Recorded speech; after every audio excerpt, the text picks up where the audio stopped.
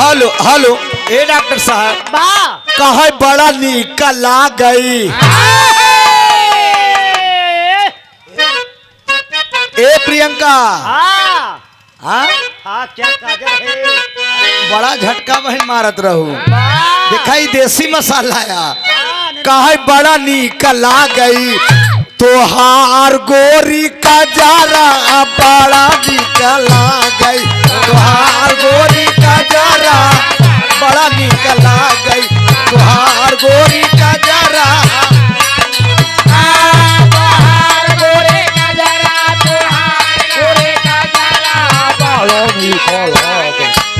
अरे जिया राम नरेश क्या करी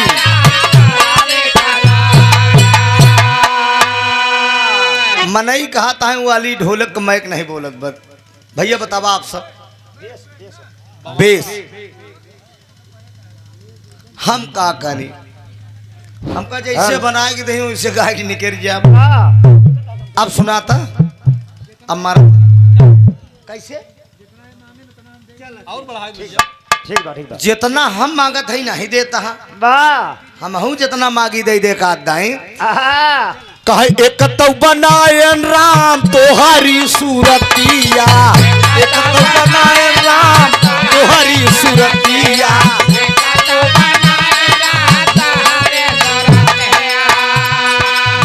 तुझे झूलनिया पे हरी हरी पतिया तुझे झूलनिया पे हरी हरी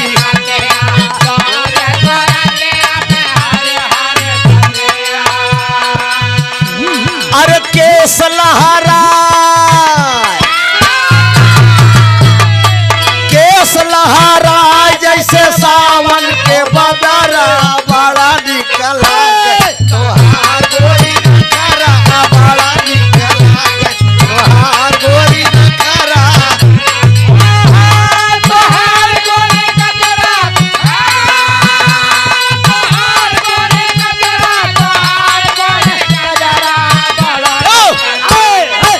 अरे जिया राम नरेश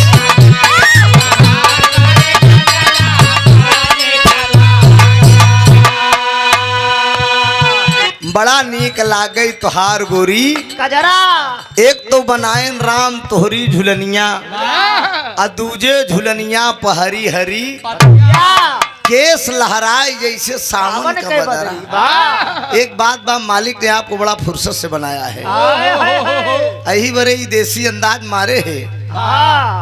अच्छा भैया श्रीमान धर्मेंद्र यादव जी बाबा 101 रुपया का पुरस्कार निजामुद्दीनपुर जिला जौनपुर से दातार सुखी रखे। अच्छा हम भैया जौनपुर में बहुत प्रोग्राम गाए हैं हमारा अंदाज में हम ढेर जने खिया गाए चुका है कई साल पहले ना किकरे साथे रहा ना अच्छा महेंद्र बच्चन खिया तिलक में तिलक रहन की गृह प्रवेश रहन हाँ याद आए भैया वही दिन हमार गाड़ी पंचर हो गई रही सतहरिया के लगे टायर बदलवाए के तब तनी लेट पहुंचे रहे महेंद्र गावत रहने। हाँ 101 रुपया का पुरस्कार बा दातार सुक्री का करी भाग दौड़ लगी में आज हिया गावत है काल मेजा में बा प्रीतिपाल से भैया हो रोज क्यों न क्यों आज प्रियंका बागी मिली है काल प्रीतिपाल मिली है यही सब तो हमारे सबके जिए का काल है नहीं सब तनी एनर्जी दे दी थी इता सब तनी के जिया था। अरे बारे वाह कहा का जा नहीं दे ए प्रियंका का जा नहीं दे सहर वालिन का जारा का जा नहीं दे सहर वालिन का जारा का जा नहीं दे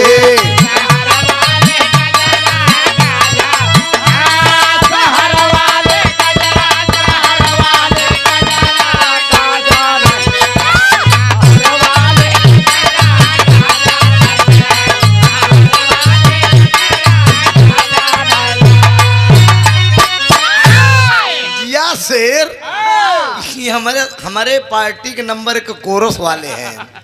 हाँ हम कह राम नरेश जो पुराना ढोलकार रहे उनका तो कुछ हाथ का प्रॉब्लम हो गए वाह वाह तो ये लड़किया के लिए आई है तो हम कहे खिबाचा बजाए तो कि काका बजाई दे हम कहे चचा भतीन मिल मिल के बजावत जा हाँ कहयान के बलमुआई का पेड़ा मिठाई आन के बलमुआ का पेड़ा मिठाई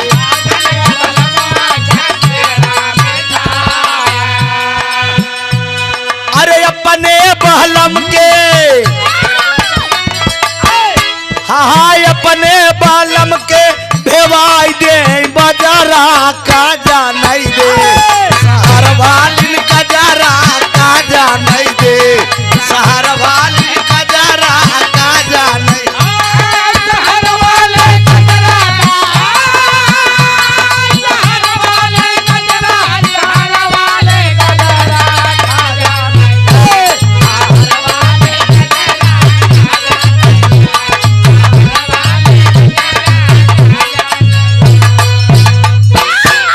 सुने वाले बड़का भैया आन का बलमुआ का पेड़ा मिठाई दूसरे के मन से दुख पेड़ा मिठाई चबावत अपने के जब नंबर आवत बजरी भेज देत ज्यादा पोषक तत्व कहयान का बलमुआ का सेजा सुतावई अरे ए प्रियंका अरे यार देखा कहयान के बलमुआ का सेजा सुतावई अरे अपने बालम के बिछाई दे बोनारा का जानई दे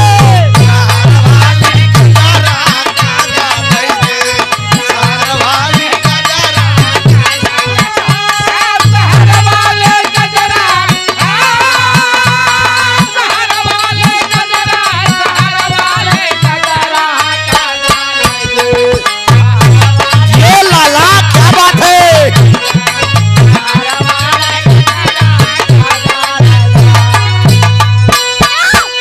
श्रीमान श्याम सुंदर सरैया से न भैया 51 रुपया देत है नहीं हमारे की मतलब जो का जाने दे सहर वालिन आन का बलमुआ का सेजा सुताऊं बुना के दूसरे के मन से धुआ आई जाई तो बढ़िया मखमल के लगे ही बिस्तर आया अपन मन से धुक जब आप मान ल खुदा न खास्ता कहीं देस याद तनी बढ़िया लगा धाधा गाड़ भन कोनारा बिछाई दे कहा यान के बलमुआ से खूब बतियावई अरे यान के बलमुआ से खूब बतियावई अरे अपने बाल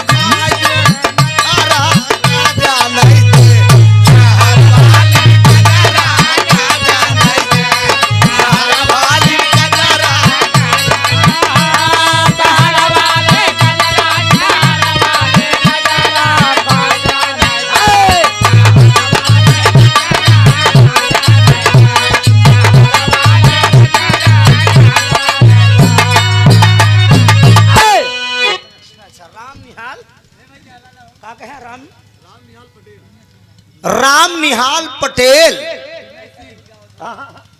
51 रुपया देते हैं कहें तनी वह वाला गाय जो है कि मतलब घूंघटों के बीच का है मारा बेई बिल्कुल हो जाई ऐसी कमन बात बा यही बने तो आई नहीं यही बरे तो आई नहीं जमन जम कहबा दास सब गाय दे बाबूजी हम तनी देसी ज्यादा गाई थी नहीं 9 दिन पुरान सब दिन एक एक से गाना आएगी कि बतावा ये गोरी तोहरा हमारा गन्ना का रस बा तोरा ढोली में सही सही जाता कि ना अब बतावा उस ससुर ढूंढी नहीं कराहा हो हाँ लवंडिया लंदन से लाएंगे हाँ हाँ बलमुआ के बल्लम और ओकरे बाद फिर आएगी कि मतलब एक से बढ़ के एक दिखाली भैया कसम से तोहरे ससुरारी में सोचा हाँ। परधनवा के अरहर में कोटे दरवा को कोटा अब बतावा प्रधान हरे नहीं बचन ये गांव को प्रधान के यहाँ आई यहाँ की नहीं नहीं आई है अरे इतना बड़ा सामाजिक प्रोग्राम है यार आवे चाहिए दातार सुखी रखें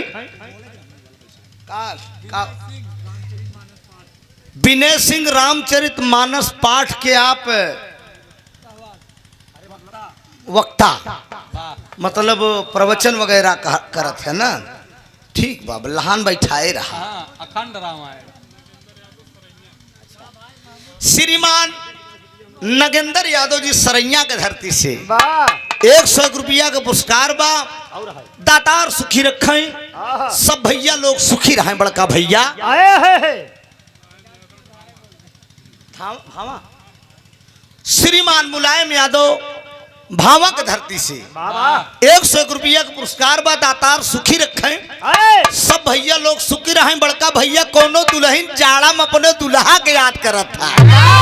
ए प्रियंका सुना, अब तो जब पहले चिट्ठी आवत रही, वाह पहले चिट्ठी आवई मेरे दोस्त जे अगर परदेसी के मेहरारू यहाँ बैठी हुई अरे वाह उजरा ध्यान दे कि जब बनसेधु परदेश जाय लागत बाबूजी मेहरारू के छाती में सांप लोटत है बाबूजी। ओ माय गॉड मेहरारू जब रोवे लाखत जवन तनिक मैगर मन सेधु रात मेहरारू को रोवत देख के खुदे रोवे लागत। पाएगो एक धाई दे दे। कहरोवत क्या हाँ?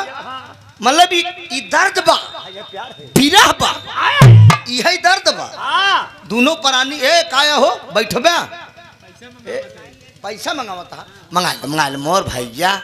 ए यही बरे तो दुनिया परेशान बे आहा बाबूजी। आए तो वही मोबाइल, अब तो मोबाइल चल के परदेश भले हैं लेकिन वीडियो कॉल कह के देखा थी कि उड़तई चिड़ैया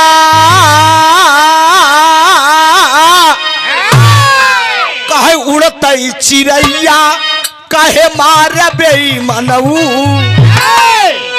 लेकिन वीडियो कॉल पर दुल्हनिया बात करत था, का करत है का बताई। गोरे गांव में भैंसी तबेला में गोबर फेंकत है। हाय हाय हाय दुल्हनिया कहा तई गोबर के फेंकाई हमसे बर्दाश्त न होई। कहा ए राजा जाड़ा में आय नहीं जाता, ए दुल्हा जाड़ा में आय नहीं जाता।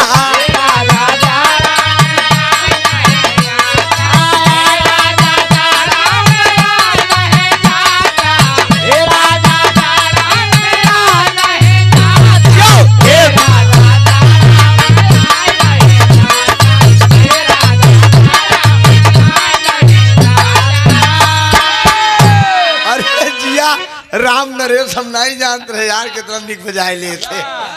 बहुत चाप के बजाओ हम जाना ए जब तू सब जानत रहे तब नहीं बता सके हम बतावा।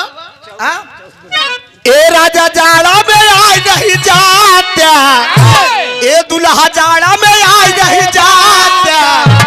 डबल रजैया ओढ़ाई नहीं जाता, डबल रजैया ओढ़ाई नहीं जाता।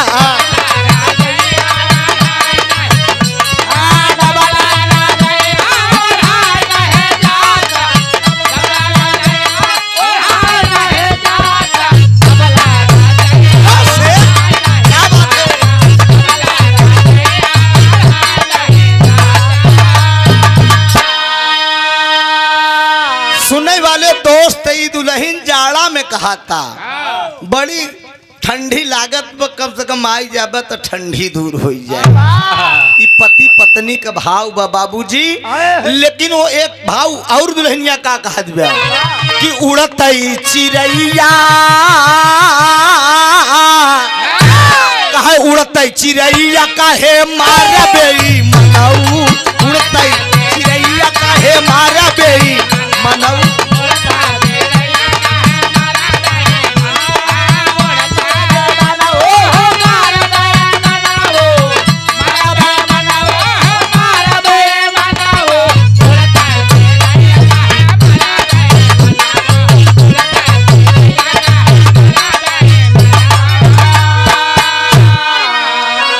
तारा पे मारा इनारा पे मारा, कहा अरे तारा पे मारा, ये दुल्हा इनारा पे मारा। कहा खिड़की के बीच काहे मारा बेईमानऊ। सुने वाले दोस्त बड़का भैया दुल्हन और कहा था का कहत कहा बागा पे मारा, अरे बगीचा पे मारा। ए प्रियंका इधर देखा कहा अरे बागा पे मारा, अरे बगीचा पे मारा। कहा घूंघट के बीच कहे मारा।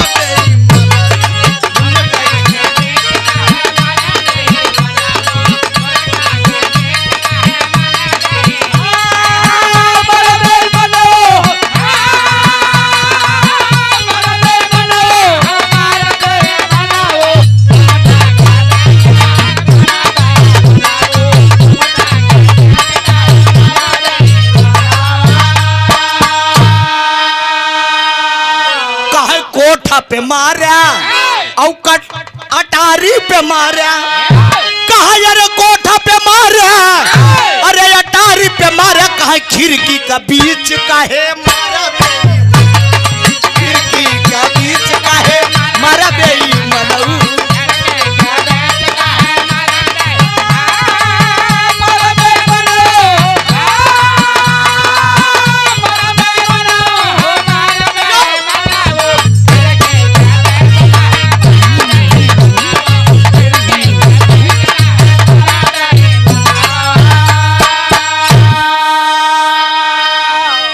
सुनई वाले दोस्त धुन तर्ज कते आनंद आप सब हरौस ले वर्ष नई नई गीत सुने आप। आय हाय बलमा, कदर न जाने। हाय हाय बलमा कदर न जाने लगा। अच्छा जवन मन सेधु मेहरारू कदर नहीं जा तू साला कंचोत बकली बकचोत गढ़ई होत। क्या बात है रे बाप। ई जान ले, अरे मेहरारू का कदर, अरे बाप रे जब देवता कह गए तो हम तो मनुष्य है। मेरे दोस्त है धरती पे मेहरारू जब आवे लागिन तो कहें हमार कीमत कैसे होई, कैसे?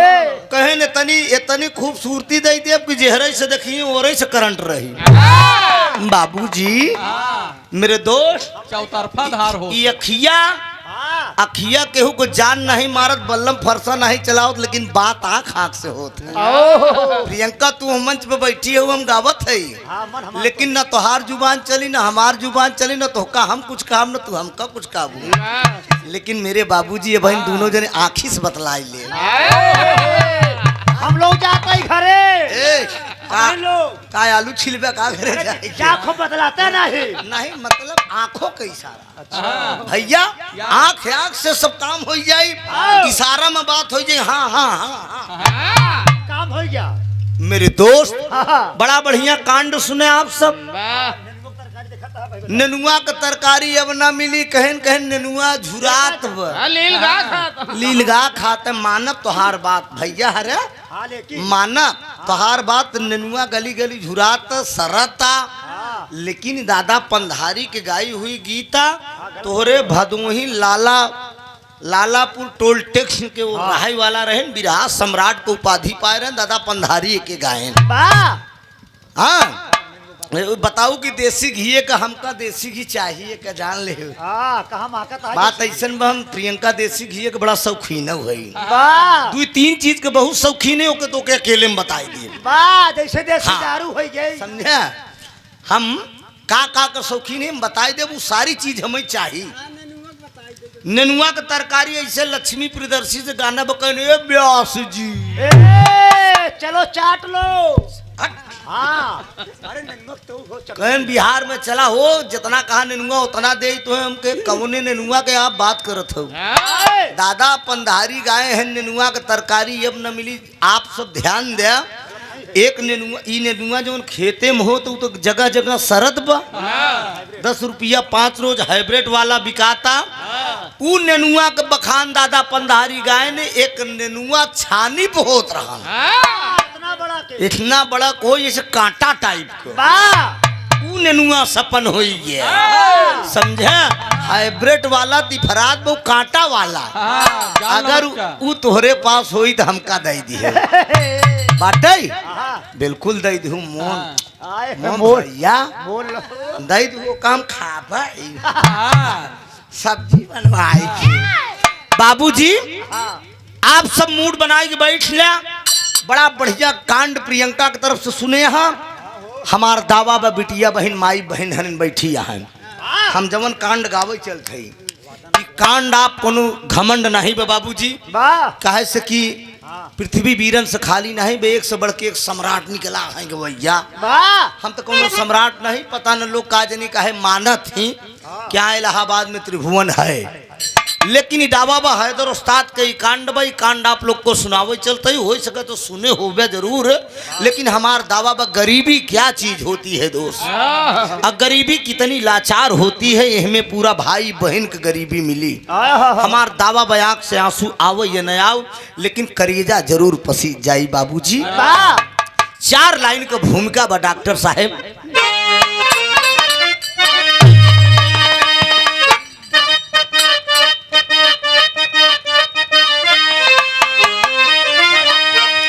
हाँ ये वक्त जगत का सब चमत्कार है। अरे लोग बेटों की कीमत लगाने लगे। अरे वाह वाह वाह वाह वाह। शादियों ब्याह में घर से कुछ कम मिला तो ला कर अपनी बहू को सताने लगे। कोई देता जहर कोई धाता सहर, किसी को तो फांसी का फंदा।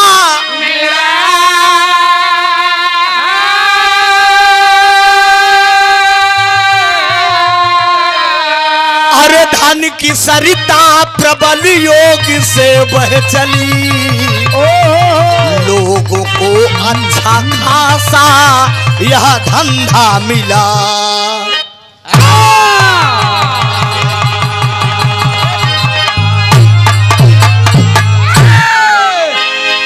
ये हमारा समाज है दोस्त, यह हमारा समाज बाबूजी। दहेज के चक्कर में जौने बहू के बियाह कई के घरे लावत है, अगर लड़की के बाप तनिको दहेज में आना कानी कई देत बा, जिंदा जलाई देता है। लोग पेपर पत्रिका के माध्यम से पढ़े की मिलत की फला लड़की को जिंदा जला दिया गया, सास ससुर ननद देवर जेठौत मिल के जला दिए, मार डाले। या तो इतना ताना सास ननद देत यहाँ कि बाबूजी लड़की फांसी खा लगाए लेते हैं या तो जहर खाए लेते हैं। लेकिन बाबूजी एक ठी भाव बा, गजल का लाइन बा, कवाली का।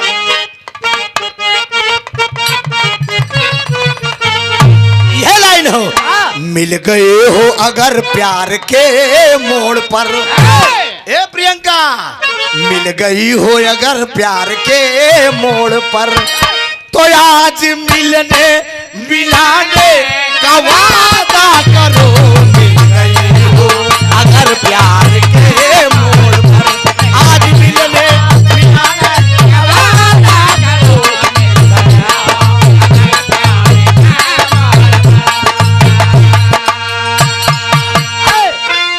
मिल गई हो अगर प्यार के मोड़ पर, तो आज मिलने मिलाने का वादा करो। अरे वादा करो, सुबह चली जाओगी, जा रही हो तो जाने की जिद ना करो। जा रही हो तो जाने की जिद ना करो। जा रही हो तो आने का वादा करो। जा रही हो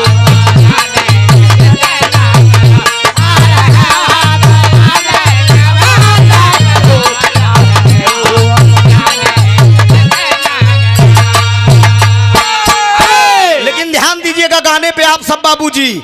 धन और दौलत बदौलत खुदा से मिले, धन और दौलत बदौलत खुदा से मिले। मांगना है तो भगवान से मांगिए, धन और दौलत बदौलत खुदा से मिले।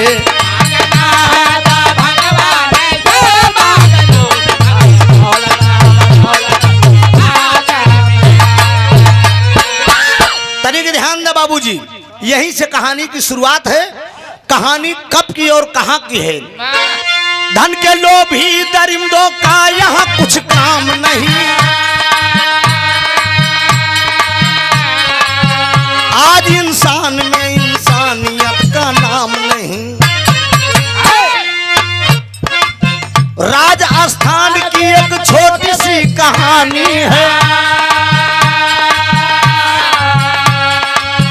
भाई है शेखर बहन कुसुम की कहानी है।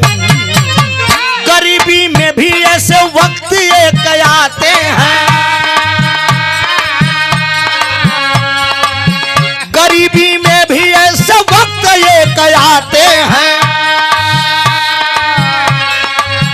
गैर तो गैर है अपने भी भूल जाते हैं। तनी बात तो समझ लो दोस्त। राजस्थान में एक शहर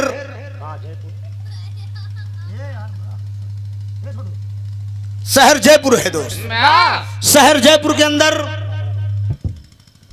एक शेखर कुसुम दो भाई बहन हैं। बचपन में मतारी बाप गुजर गए, दादा चाचा सब लोग हैं, लेकिन कोई इज्जत नहीं दे रहा है, कोई कदर नहीं कर रहा है। बाबूजी गरीबी बड़ी लाचार होती है।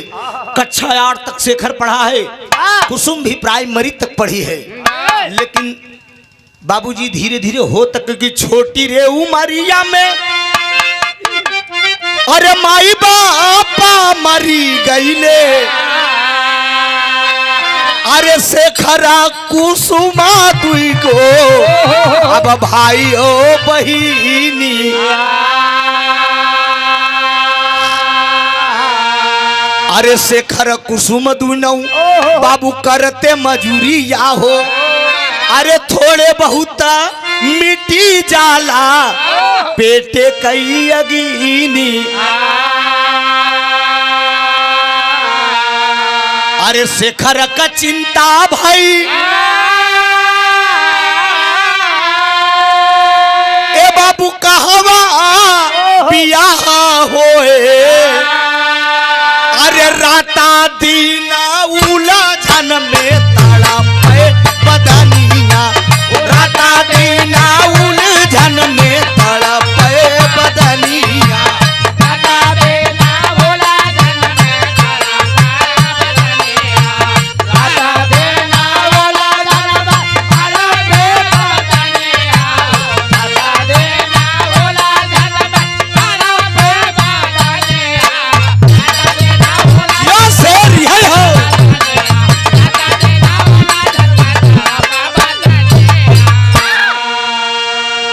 शेखर दिन रात सोच रहा है बाबूजी कि कुसुम बहन मेरी सयानी हो गई है। बेटियां जिसके घर में सयानी हुई चैन की नींद वह बाप सोता नहीं। चाहे हमारे घर की बहन बेटियां हो, चाहे आप सबके बाबूजी। बाबूजी वो बाप जेकर बिटिया सयान हो जाती, बाप के आत्मा से पूछा बाबूजी, जब एक रोटी खाए बैठा था, जवान बेटी अगर पानी लेके बाप को सामने आती है तो बाबूजी कबर मुहन में रह जाता। वो सोचत कि बारे दुनिया का मालिक हम अपने बिटिया का हाथ गीला खरीदे ही नहीं, तो जून जमाना इतना खराब बा। अगर कोनो कदम उठ जाई बाबूजी डेहरुचा के बाहर, अगर बिटिया हमार कोनो कदम उठाई दे तेका जान लग हमारी इज्जत चली जाए। यही बात आज शेखर सोच रहा है। हमार बहन कुसुम सयानी होगी, शादी की चिंता है। बाबूजी रामपुर में चला जा रहा है अपनी बहन का रिश्ता को। खबरदार, क्या होता है यार? कैसे पेटवा में रहा हुई ना, डोलत रहे नहीं।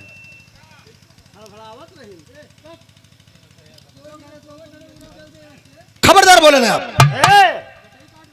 बोल दिया बाबूजी, 1 घंटा और शांत रहा बस। उसके बाद जितना पवारा करे घो करे, चल दिया रिश्ता खोजने के लिए। दो रामपुर की तरफ चला जा रहा है। इलाके के जाने माने सेठ जेकर नाम बाबूजी प्रभुदयाल। प्रभुदयाल लंबी टोपी लंबा कुर्ता पहने, हाथ में सोटी लिए उधर से चला आ रहा है, इधर से शेखर जा रहा है। प्रभुदयाल एकर सारे का काम का बा। प्रभुदयाल का पहले बात समझ ले क्या भैया? एकर की दोस्त बा जेकर नाम बा प्रताप। प्रताप और प्रभुदयाल दोनों मिलकर लड़कियों को फंसाते हैं। जमन लड़की चेहरा मोहरा का बढ़िया रहा तो का फंसाए के ले जाए के बाबूजी वैश्या को कोठे पे बेचते हैं। आज शेखर की मुलाकात प्रभुदयाल से हो गई। चला जा रहा है, शेखर देख के कहा, अरे प्रताप बाबू नमस्ते। प्रभुदयाल कहा, नमस्ते नमस्ते, जीते रहो बेटा जीते रहो। कहाँ जा रहे हो? कहा है हमार कुसुम बहन सयानी होगी बा, ओके शादी के चिंता बा। कहे शादी के बाद बा? कहे हाँ। तो कहा सुनो, मेरा बेटा विशाल बीए में पढ़ रहा है, और चलो तुम अपनी बहन को मुझे दिखाओ। अगर तेरी बहन मुझे पसंद आ गई तो हम बिना दहेज के शादी कर लिए।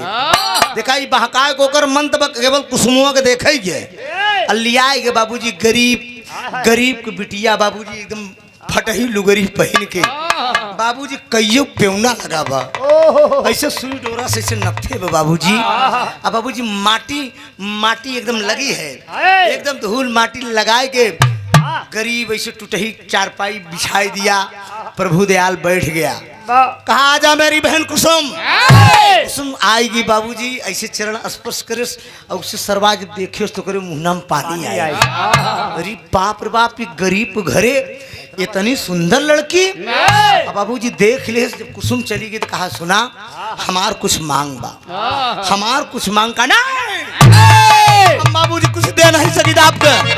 पाँव पकड़ लिया और तर्ज लगा डॉक्टर ना है।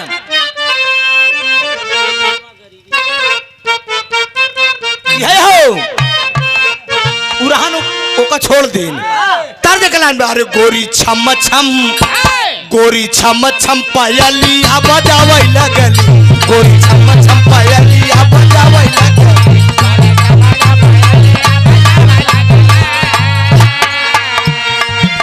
एक लाइन और प्रियंका नौटंकी में जोकर गावा था, बोला रात की नहरिया पे आई बुकी ना, बोला रात की नहरिया पे आई बुकी ना, बोला रात की नहरिया पे आई बुकी ना। ये प्रभु दयाल दहेज मांग रहा है बाबूजी, लेकिन कुसुम का भाई शेखर प्रभु दयाल का पैर पकड़ लिया बाबूजी और क्या कह रहा है, कुछ मांगा जी मांगा नवा गरीबी घेरे बा, कुछ मांगा जी मांगा नवा गरीबी घेरे बा, कुछ मांगा जी मांगा नवा गरीबी घेरे बा। अरे खाए के ठिकाना नहीं सदिया पहाड़ भाई, अरे लागी हम जरा नवा गरीबी घेरे बा, कुछ मांगा जी मांगा नवा गरीबी घेरे बा, कुछ मांगा जी मांगा नवा गरीबी घेरे बा।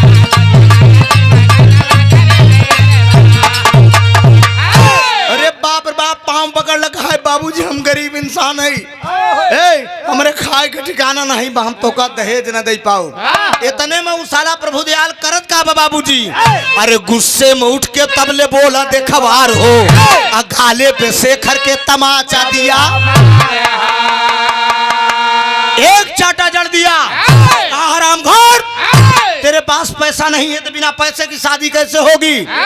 कहा बाबूजी हम गरीब इंसान है, तो कहा हमारे बहन की शादी न होई। कहा अगर तो अपने बहन की शादी करे हो तो हमार बात सुन, हम का कहा थे, अरे अपने बहन के लुटाई दे जवानिया, अरे दे भाई हम खजानावा गरीबी घेरे बा, कुछ मांगा दे मांगा नवा गरीबी घेरे बा, कुछ मांगा दे मांगा नवा गरीबी घेरे बा। अरे अपने बहन के लुटाई दे जवानिया, अपने बहन के लुटाई दे जवानिया, हमारा नवा गरीबी घेरे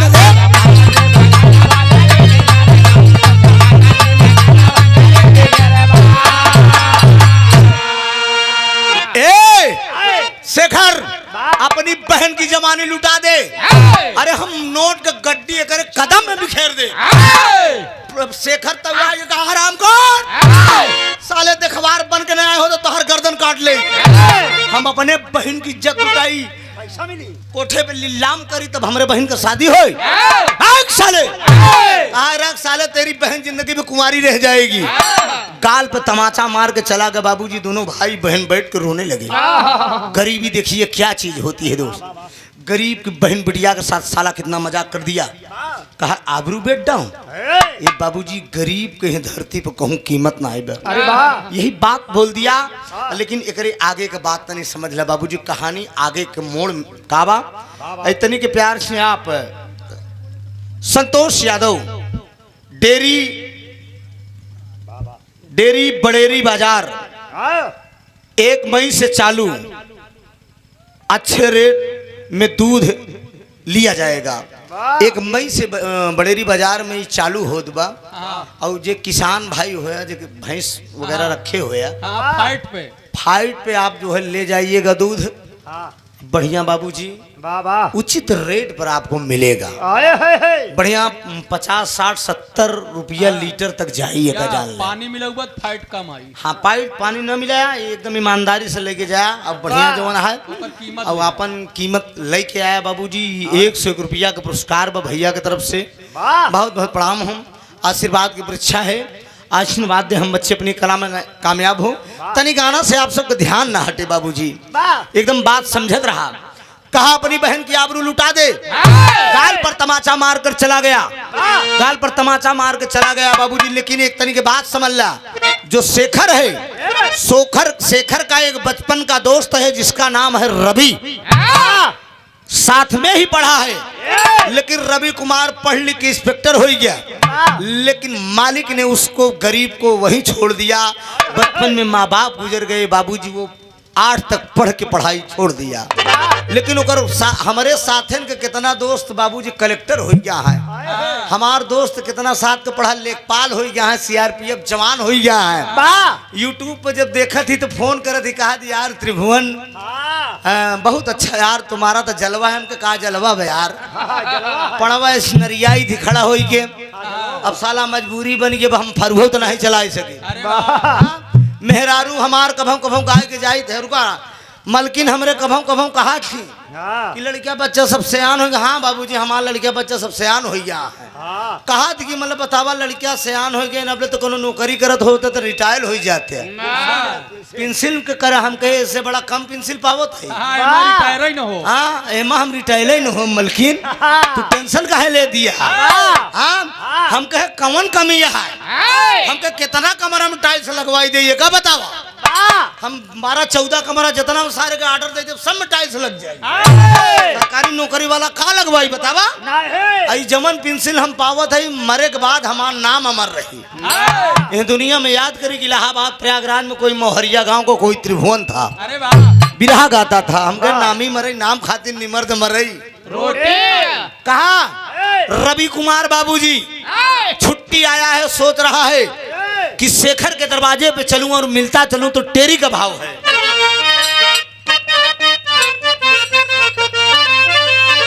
अरे मोरे राम के अरे बहिन का के सजाए डोलिया, अरे तकंपित घड़ा शोक में अंबर नीर बहाए, बहिन का के सजाए डोलिया।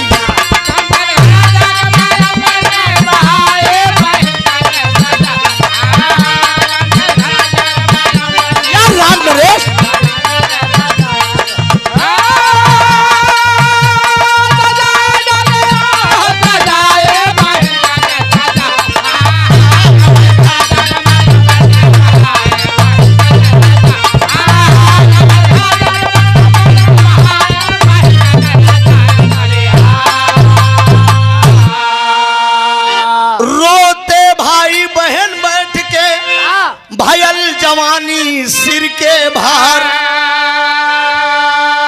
अरे रोके कहे से बहिनिया भैया, हमारे कारण खैला मार।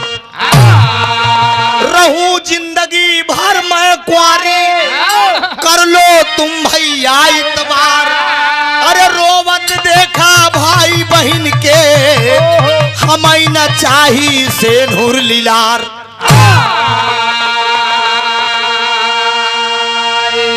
कहा दीदी तुम नहीं समझती हो, मेरे माँ बाप होते तो तुम्हारी शादी इतनी धूमधाम से करते, लेकिन तुम्हारा भाई इतना गरीब है कि तुम्हारा हाथ गीला नहीं कर सकता। यही बात करत हैं बाबूजी, दोनों भाई बहन बैठ के आप आपस में बात कर रहे हैं, रो रहे हैं। इतने में जो उसका दोस्त है रवि कुमार इंस्पेक्टर टा टा टा टा टा टा टा टा टा लिए बुलेट से बाबूजी एकदम दरवाजे पे आया कि शेखर से मिलता चलूं। आज जब दरवाजे पे पहुंचा, कहा नमस्ते भाई शेखर। कहा नमस्ते भैया। कहा क्या बात से तुम रो रहे हो। कहा भाई दादा प्रभु दयाल मेरी बहन को देखने आए थे, उन्होंने कुछ दहेज की मांग किया, मैंने इनकार कर दिया, मेरे गाल पर तमाचा मार के चले गए कि अपनी बहन की आबरू वोट डालो बहुत रुपया मिलेगा। रवि कुमार जब ये बात सुने, तेरी बाप रे बाप, मेरे दोस्त के साथ ये व्यवहार हो रहा है। तो रवि कुमार एक बात बोल दिया अपने दोस्त से। क्या? शेखर ने तब रवि कुमार से सारी बात बताया।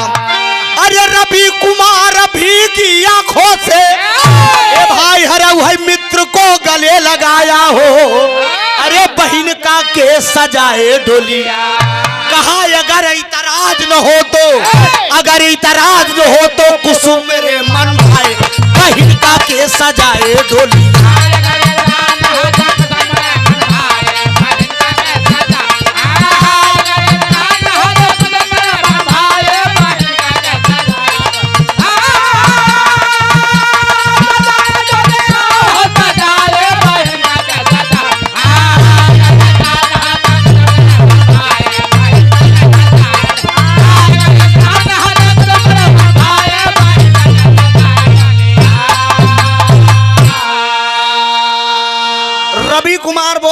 कहा शेखर अगर तुम्हें इतराज न हो तो तेरी बहन मुझे पसंद है।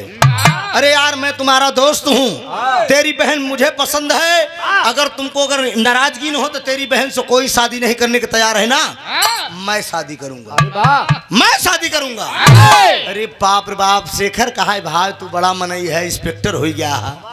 हमार तोहार कहाँ गंता बैठी बा, हम दहेज ने दहेज की बात नहीं है, हम जुआ हैं, हम समाज को बदल डालेंगे। कुसुम मुझे बहुत अच्छी लग रही है। शेखर कहा है भाई हमहू के रिश्ता मंजूर है। अभी बात देखा, रवि कुमार चला गया बाबूजी, खुशी में कुसुम भी बड़ी खुश है कि हमार शादी या भगवान बारे दुनिया के मालिक, हमारे पास खाए के ठिकाना नहीं रहा, गरीब की बिटिया है। एक गरीब की बिटिया बाबूजी आज ओकर मन सेदू होए वाला इंस्पेक्टर बगांव देश में मरौता प्रभौता पलौता हरन से कहा दिया तरज कलाइन बे। अरे पतरकू, अरे पतरकू पतरकू पतरकू हो पतरकू, अरे पतरकू काहे जदुइया डाला, पतरकू काहे जदुइया डाला। आज ये तो जिंदगिया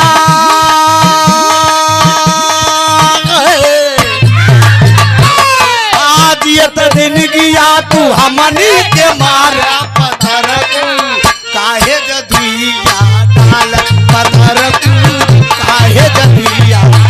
अरे प्रयागराज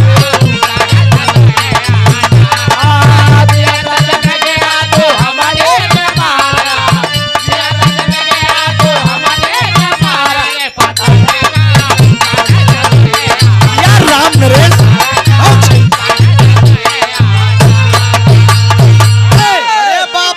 कुसुमवा का सोचत बा।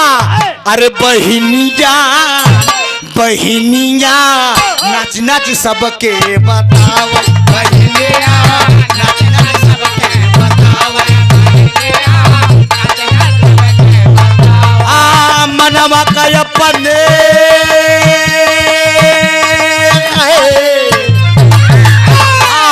मनवा का अपने रे सपना सजाव, बहिनिया नाच नाच सबसे बताव, बहिनिया।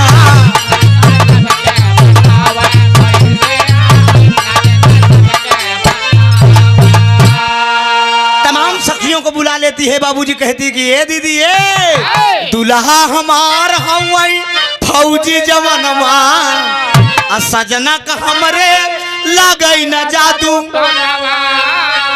अरे मनवा के अपने रे सपना सजावई, बहिनिया नाची नाची सबसे बतावई।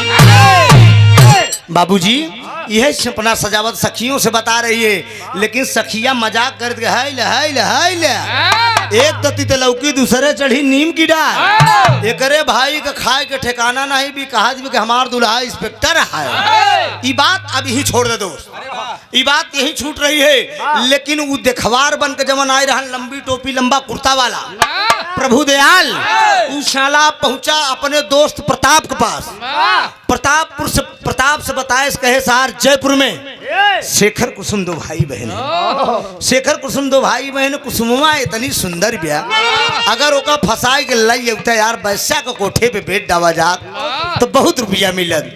प्रताप कहे दादा तू चिंता न करा, हमका पता दे दे, हम ओकर घर खोज ले। गौर करेंगे बाबूजी, प्रताप साला चल दिया शेखर का घर खोजने के लिए। लेकिन बाबूजी आज शेखर अपनी बहन कुसुम से क्या कह रहा है कि ये दीदी आज हम मजूरी करे जाब, तहार बिया है बे दुई महीना बा, हम कमाए के कुछ पैसा इकट्ठा कर ले, तहार शादी बड़े धूमधाम से करब। और चला जा रहा है बाबूजी, रास्ते में दोनों से मुलाकात हो गई। उधर से प्रताप आ रहा है और इधर से शेखर। शेखर जब प्रताप को देखा तो देख कर कहा अरे प्रताप भैया, कहा जीते रहो जीते रहो, कहा तुम शेखर हो? कहा हाँ बाबूजी हम शेखर हैं। कहा उसकी शादी वादी करना अपनी तुम्हारी बहन कुसुम है? कहा हाँ। कहा उसकी शादी वादी करना चाहते हो? कहा हाँ बाबूजी आप बड़े लोग हैं, मदद करें तो हमारे बहन की शादी हो जाए। कितना देखा लाइन बा,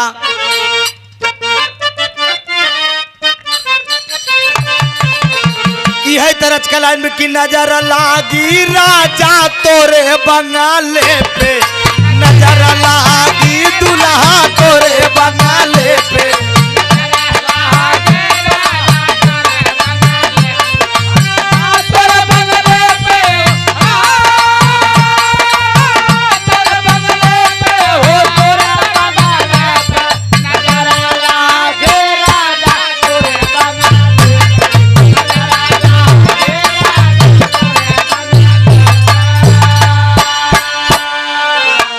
जौमई होती राजा अरे बन की कोयलिया कहा कुहू कुरहाती राजा तोरे अंगने में। लेकिन मंजरी के बियाह में हमारे उस्ताद हैदर अली गए हैं कि अरे बतावा तू कितनी तिलकिया चढ़ाई गया, बतावा तू कितनी तिलकिया चढ़ाई गया।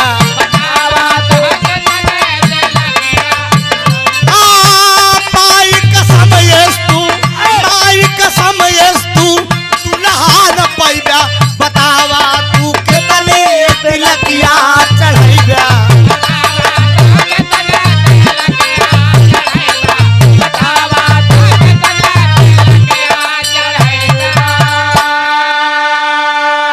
प्रताप को जब देखा बाबूजी शेखर, तो प्रताप से शेखर कह रहा है कि सहारिया में कौनो नौकरिया दिलाई दा, सहारिया में कौनो नौकरिया दिलाई दा।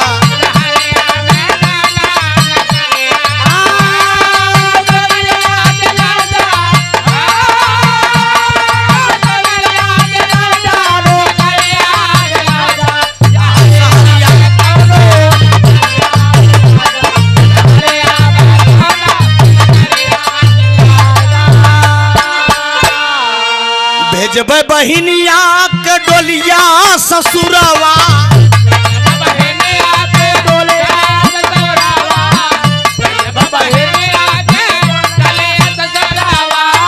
डोलिया ससुरवा हो डोलिया ससुरवा।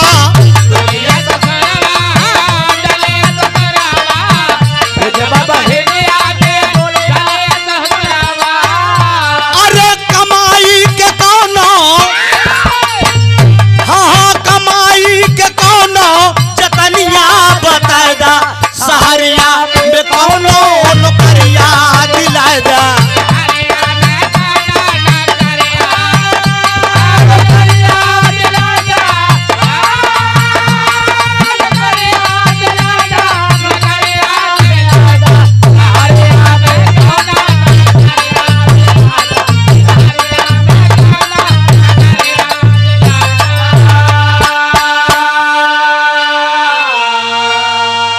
प्रताप से शेखर कहने लगा कि भैया हमके शहर में नौकरी दिवाए दा, हमारी बहन की शादी होने वाली है, हम कुछ पैसा इकट्ठा कर लें।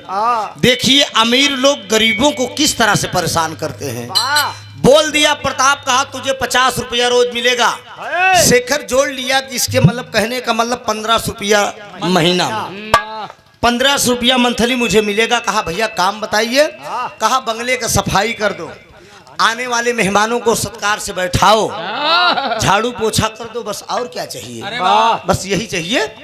कहा ठीक है बाबूजी, बढ़िया है। लिवा के गया घर पे बाबूजी, बंगले का दरवाजा खोल दिया, लेकर झाड़ू गरीब आदमी जुट गया। और जब झाड़ू लेके गरीब आदमी जुट गया बाबूजी, इतने में तबले प्रताप बोला कि ये शेखर कुर्ता उतार के खूंटी में टांग दे, प्रेम से सफाई कर।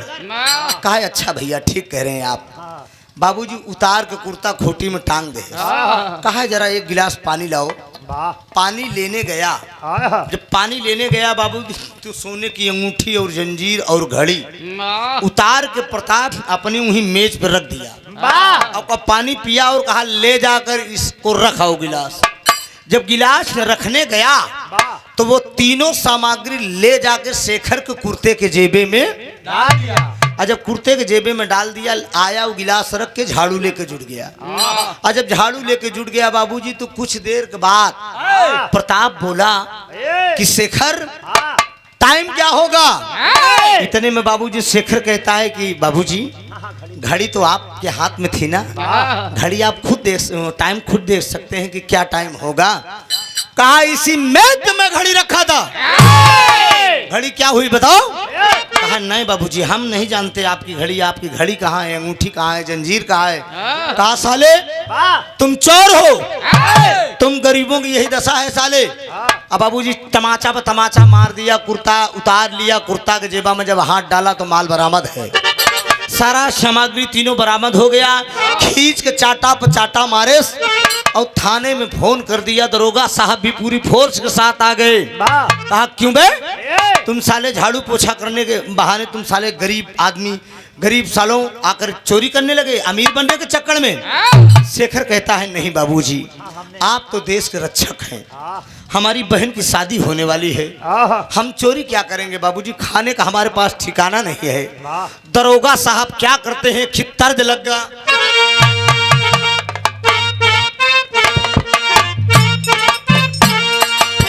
यह लाइन हो इमली का बूटा बेली का पेड़,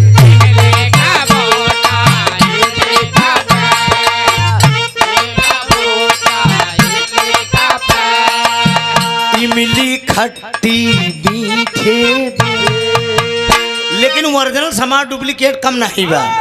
होत का बा बाबूजी, अरे बोला दारोगा साला है चोर,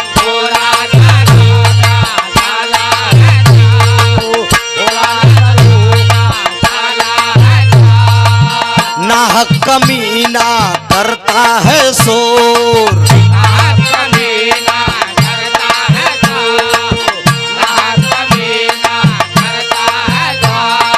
बोला दारोगा साला है चोर, ना कमीना करता है शोर।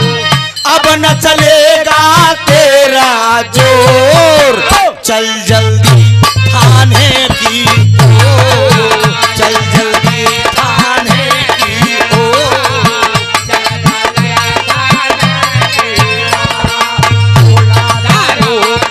साला है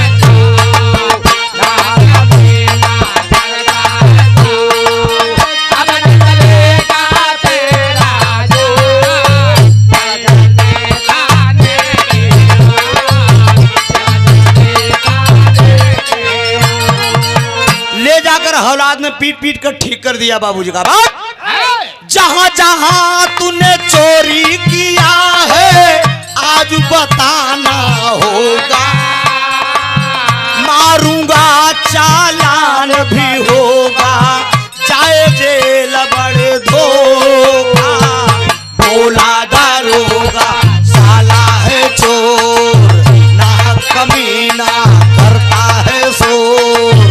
अब न चलेगा तेरा जोर, चल जल्दी थाने की ओर, चल जल्दी थाने की ओर।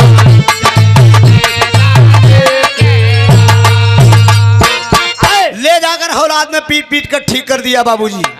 और शेखर का चालान हो गया, शेखर का चालान हो गया बाबूजी। माल बरामद था, शेखर जेल चला गया। आई प्रताप पहुंचा जो ना प्रभु दयाल के पास, कहा दादा काम तो बन गया, कहा काम कहा अब तो शेखर आ गया हम फंसाई दिन जेल गा। अब ओकर बहन कुसुमुआ के लई घरे बा, अब चल के ओका उठा लिया जाए। जरा गौर करेंगे बाबूजी, वो गरीब की बिटिया कुसुम खड़ी होकर अपने भाई का राह देख रही है। हमारा भैया मजदूरी करके आता होगा। भगवान उस जमाने में बाबूजी मोबाइल का जमाना नहीं था। 12 बज चुके हैं, दरवाजे के पास कुसुम बहन खड़ी होकर अपने भाई का राह देख रही है। लेकिन ये हराम प्रताप साला बाबूजी 12 बजे रात शेखर के दरवाजे पे पहुंच गया बाबूजी और दरवाजा खटखटा दिया। जब दरवाजा खटखटा दिया थे कितना जगलाइन बा,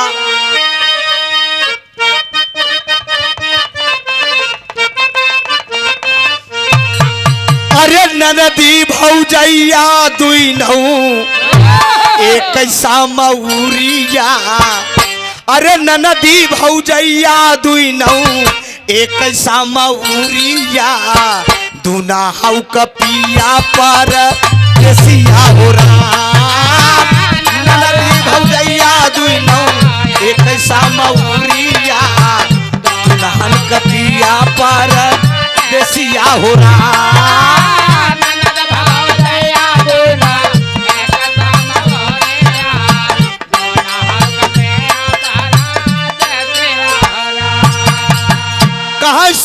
से सुंदर लागे जनकपुर नगरिया आइले बिया है राम सीता के। लेकिन वो हराम खोर बाबूजी 12 बजे रात करता क्या है? कहा अरे आई के ई पापी बोलई, अरे आई के ई पापी बोलई शेखर के दुआरिया भोला के वाड़ावा बहिनी हो। आई के ई पापी बोलई शेखर के दुआरिया।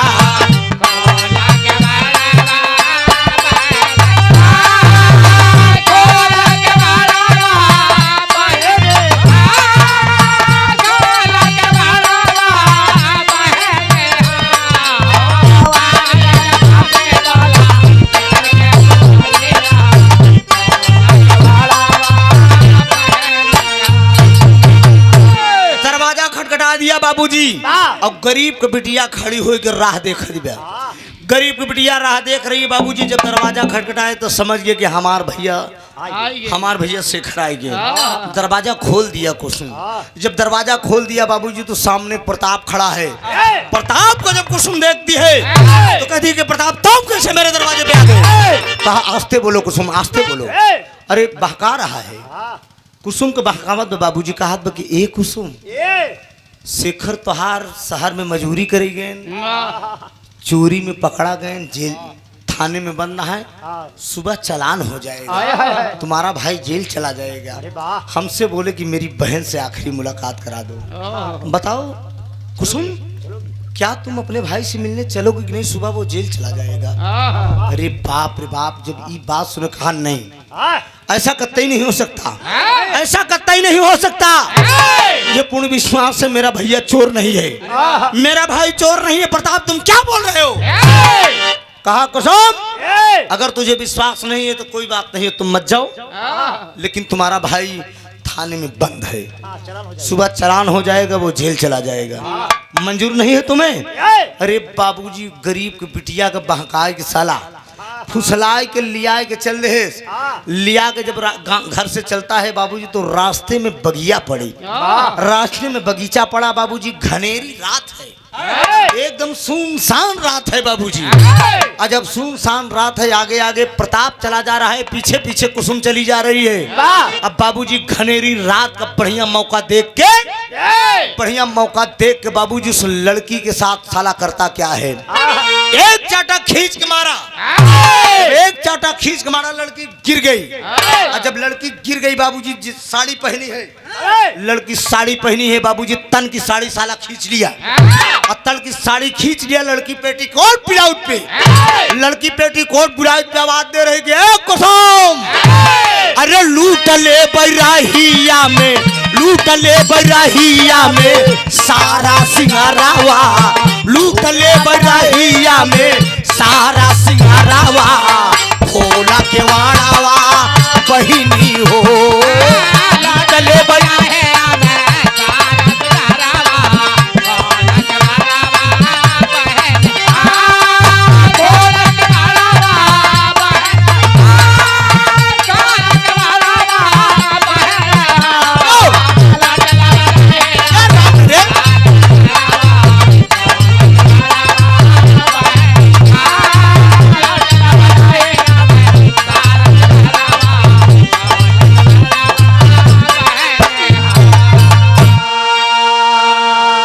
लड़की गिर गई बाबूजी पेटीकोट ब्लाउज पर, लेकिन बाबूजी सीने पर सवार हो गया। आई प्रियंका कहाँ गए? थोड़ा आपसे बुलावा मंच पे, बस 5 मिनट 7 मिनट के मंच छोड़े चाहिए। मंच पे एकदम बिरहा कई प्रकार को हो, तो कुछ लोग सुने ही आवत है, कुछ लोग देखे ही आवत है। एक आए हाँ, जैसे गृहस्थी चलावे बड़े मेहरारू मनसेधु की जरूरत रहा था ना, वैसे ही बिरहा का संपन्न करे में दोनों को भैया का हम भूमिका होता। अगला कलाकार गाए तो अगला बैठ के उसका सहयोग करे। लेडीज का कलाकार हाँ तो नहीं हेर क्या बताओ, देखा कहाँ गायब हो गए? देखा नहीं बाबा, बाबा जून जमाना खराब बा भगवान। वैसे एक दिन गाँव है लिया है कि ना, एक ओके है डोलिहार है ना, तनी जिम्मेदारी से भैया लिया के चला आराम से सुरक्षित एकदम। ये बतिया हमारा ध्यान दिया, मारे लड़की नाथ करा के हरो टहरा ही चाहिए, मंच पे बैठे चाहिए, पगला भी हमसे सीख ले जमाना है। हम सब उतरी थी तो बाबूजी 2 मिनट 4 मिनट के हर हर हो के बट तुरंत मंच पे विराजमान। हाँ मैं तनी के तू हमका देखा तनी के हम तोहका देखी। बात हमार सही है कि गलत है? बात सही हो तो एक बार ताली सब आप सब बजावा तो। हाँ, हम जनता के दिल के बात जानी थी बाबूजी, हम जनता के दिल के बात जानी थी। ये जान ला कि मतलब लोग थोड़ा एनर्जी पावत है, इससे मिलती है एनर्जी की मतलब कलाकार है।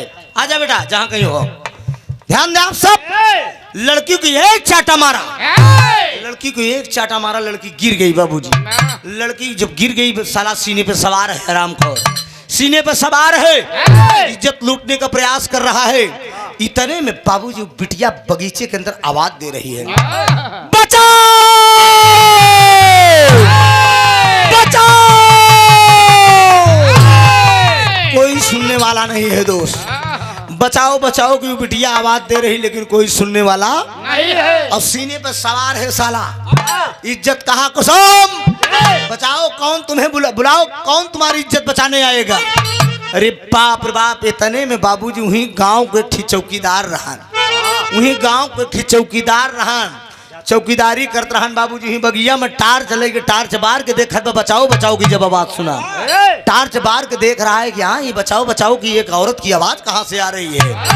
और बाबूजी बचाओ बचाओ की टार्च के सहारे वो पास में पहुंच गए बाबूजी, तो देखा तो कुसुम के ऊपर, कुसुम के सीने पे प्रताप सवार है। और जब प्रताप सवार है तो चौकीदार पहुंचेगा, कौन हो तुम? बाबूजी प्रताप पूछा तुम कौन हो? कहा मेरा नाम सलीम है। तर्ज लग गया, यह तरज के लाइन बा, अरे कजरा मोहब्बत वाला ई पाई नौकी पाई है का? कहाँ जाए? ई नौकी का हाय हुक के कौन पाई?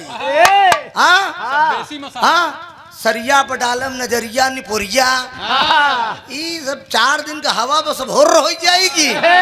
उस्ताद जुगनू साहब की लिखी लाइन है दोस्त, अरे कजरा मोहब्बत वाला आँखियों में ऐसे डाला, कजरे ने ले ली मेरी जान, अब हाय रे मैं तेरी कुर्बान। लेकिन ध्यान दे बाबूजी, वो चौकीदार सलीम क्या कह रहा है? प्रताप से सुन साले मेरी बात, अरे पट्टा को एसी वाला, पट्टा को एसी वाला, शेर ने गजब कर डाला, पट्टा को एसी वाला, शेर ने गजब कर डाला, भोला बहादुर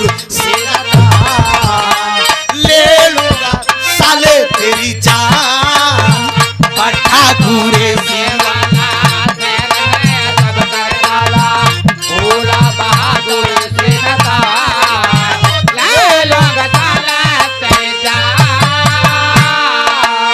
वक्त का गरीब हूँ मैं लेकिन मोहताज नहीं, वक्त का गरीब हूँ मैं लेकिन मोहताज नहीं, वक्त का गरीब हूँ मैं लेकिन मोहताज नहीं। क्या तेरे घर में बहन बेटियों की लाज नहीं, क्या तेरे घर में बहन बेटियों की लाज नहीं, क्या तेरे घर में बहन बेटियों की लाज नहीं। पंजा मिला ले मुझसे, पंजा मिला ले मुझसे, जोर आजमा ले मुझसे, कितना बड़ा है पहलवान, ले लूंगा साले तेरे जान, पंजा मिला ले मुझसे, जोर आजमा ले मुझसे, कितना बड़ा है पहलवान, ले लूंगा साले तेरे जान।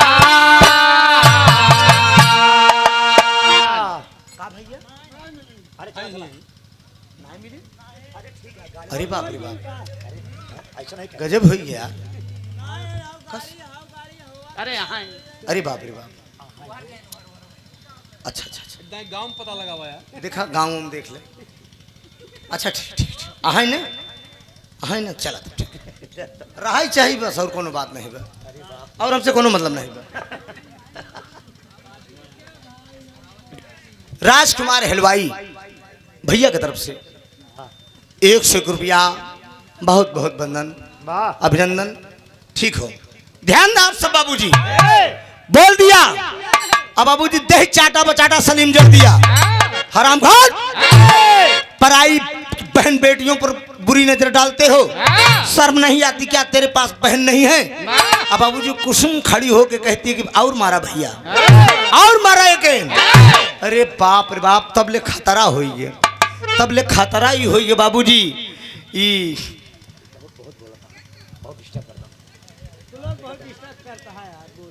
मालिक के बुलावर के हटवा पाई डिस्टर्ब करें चाहे जवन करें, यही बिरहावा के बाद हम विदा होइले। खूब करा डिस्टर्ब, 10 मिनट और बा, ओकरे बाद लाइक पेमेंट निकल ले। नौटंकी समझ मान नाम त्रिभुवन है। ध्यान ना कायदे से सुनबे तो ठीक बने, जैसे तोहार दाल भात वैसे हमार फातिया रहे। वाह अब बहुत करबा के एक बात यही गरीब रे सार चुतिया बनाए के गा, माई बहन बिटिया गरीब और का गरीब, हम सुनत रहा आपका ठेवने से गए बनाए। हाँ चला जा घरे, नाम इतना कमाए ले जब फोन करब 20,000 मंगबई करब।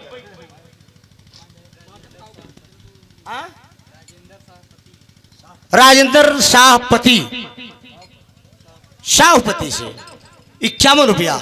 नमस्ते बाबूजी, तनियाबाद न हो भाई, बिल्कुल डिस्टर्ब मत करा। कहाँ पहुंचे रहे हो? हाँ, बगीचे में। सलीम मार रहा है दोस्त, सलीम दही चाटा बचाटा मार रहा है। प्रताप को आयतने में कुसुम खड़ी हुई के कहा कि और मारा भैया, और मारा ये हरामखोर के।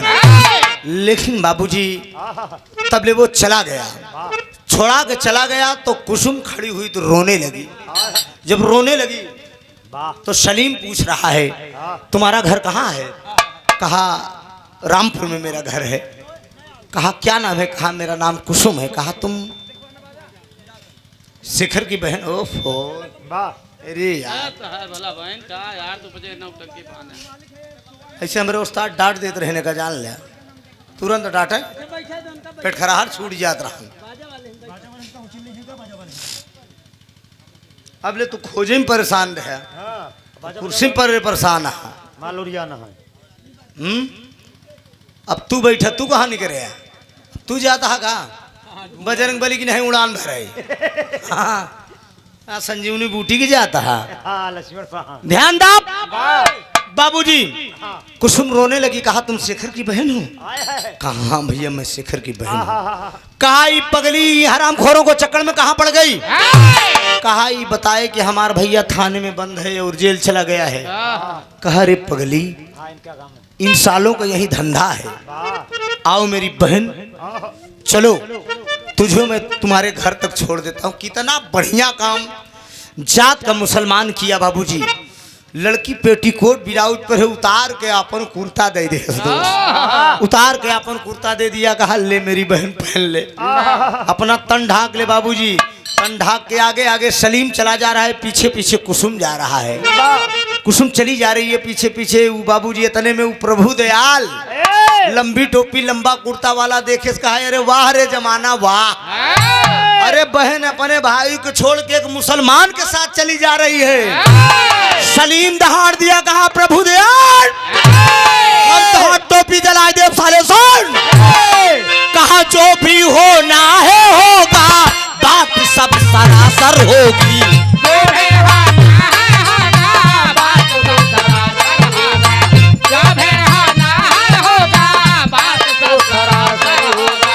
तेरी भी बेटी ससुरा, तेरी भी बेटी ससुरा कुसुम के बराबर होगी। तेरी भी बेटी ससुरा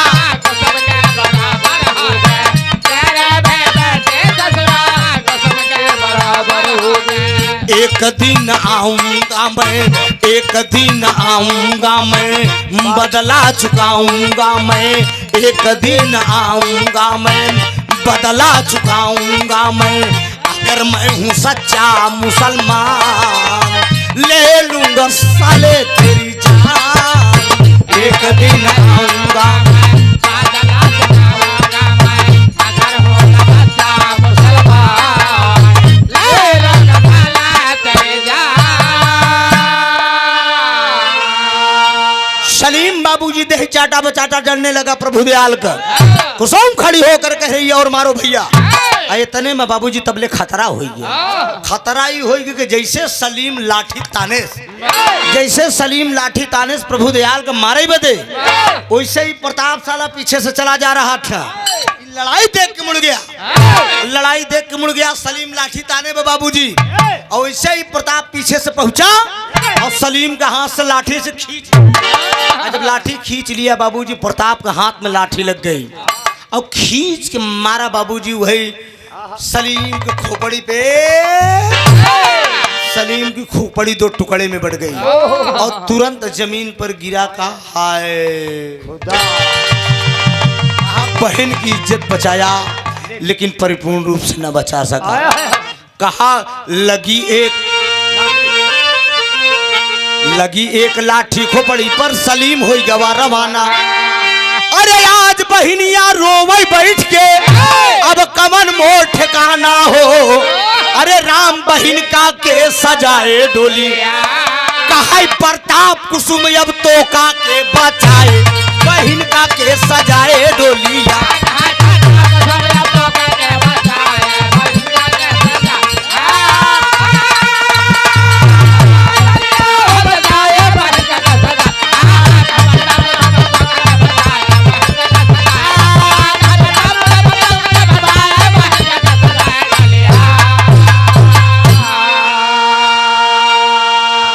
वो बोल दिया, प्रताप कहा कुसुम बोला के अब तो का बचाई।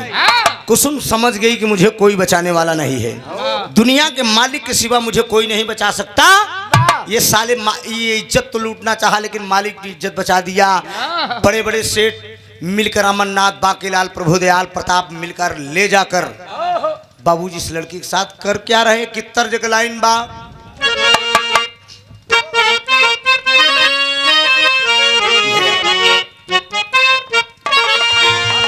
साजन फिल्म का गीता। अरे बहुत प्यार करते हैं तुमको सनम, अरे कसम चाहे ले लो, अरे कसम चाहे ले लो, खुदा की कसम। बहुत प्यार करते हैं तुमको सनम,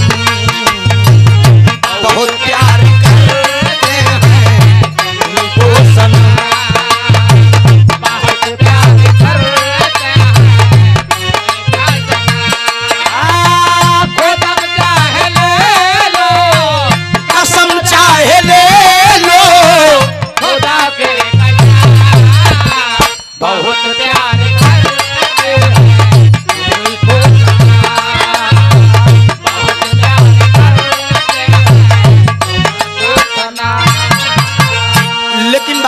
गरीब के बिटिया सोन गिर की बारे दुनिया का मालिक, भला कौन दुखिया को देगा सहारा, भला कौन दुखिया को देगा सहारा, भला कौन दुखिया को देगा सहारा।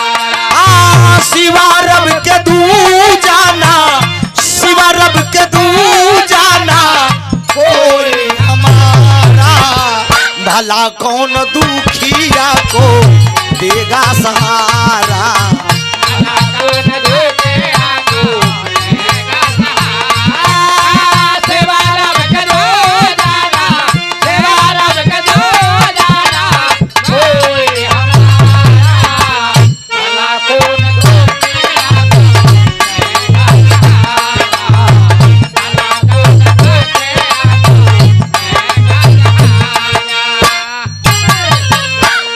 वो करती क्या है बाबूजी, लग रहा हूं ना।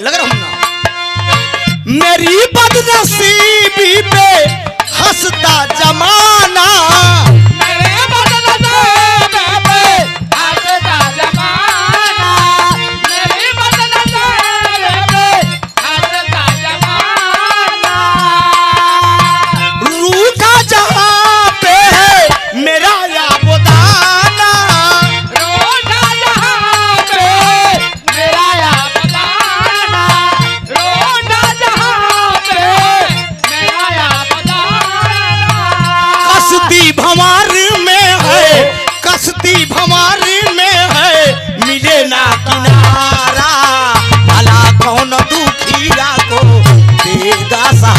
हमारा।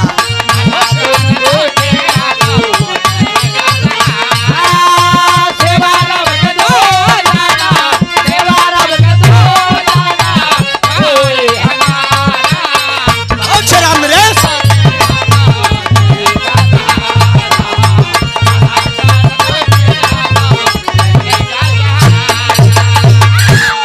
वो लड़की समझ गई कि दुनिया के मालिक के सिवा मुझे कोई सहारा देने वाला नहीं है। मालिक के सिवा कोई सहारा देने वाला नहीं है। अमरनाथ, बाकेलाल, प्रभुदयाल बड़े बड़े सेठ मिलकर उस लड़की को ले जाकर वैश्या के कोठे पर बेच डाले। बेच के 50,000 रुपया लेकर चले गए। अब बाबूजी वो लड़की समझ गई कि मैं एक वैश्या के यहाँ बेच डाली गई। शहनाज बानू का पांव पकड़ के कहती है, मेरा भाई जेल गया, मेरा पति होने वाला इंस्पेक्टर है, मांग। शहनाज कहती है, तुम कुछ भी हो, मैंने तुझे पैसे में खरीदा है। कहा मैं तेरे लिए नाचूंगी, गाऊंगी, मुजरा करूंगी, सब कुछ करूंगी, लेकिन एक बात याद रखना माँ, मेरी इज्जत का कभी सौदा मत करना। शहनाज कहती है, ये मेरा वादा रहा बेटी, जब तक तू मेरे चांद पर नहीं बंधाएगी तेरी आबरू का सौदा कतई नहीं होगा।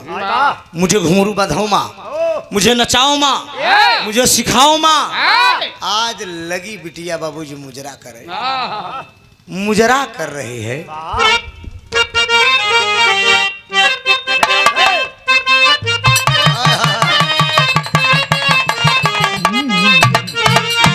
स्वर्ग में उच्च स्थान मिले गुरुजी आपका, कोई हैदर नहीं होगा दोस्त। आई और गवैया से बसो को नहीं बा, या तो उस्ताद ही सब लाइन गावत रहे, सुमोरे राम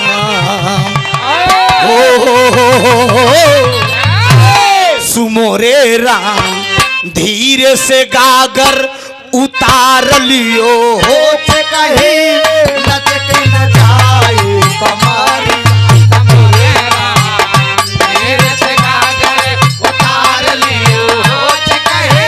लचकी न जाए कमारिया।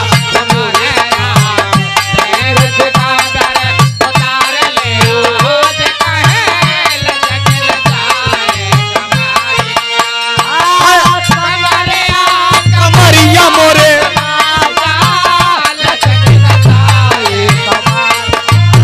एकदम सही हो जाए।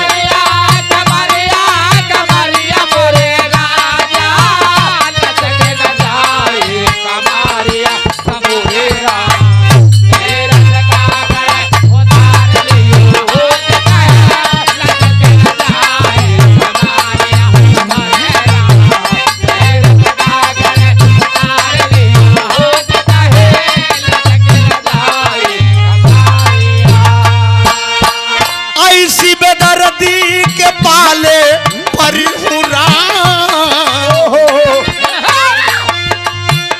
ऐसी बेदर्दी के पाले परिहुरा, जोड़ा भरा गगरिया। ऐसी बेदर्दी के पाले परिहुरा, जोड़ा भरा गगरिया।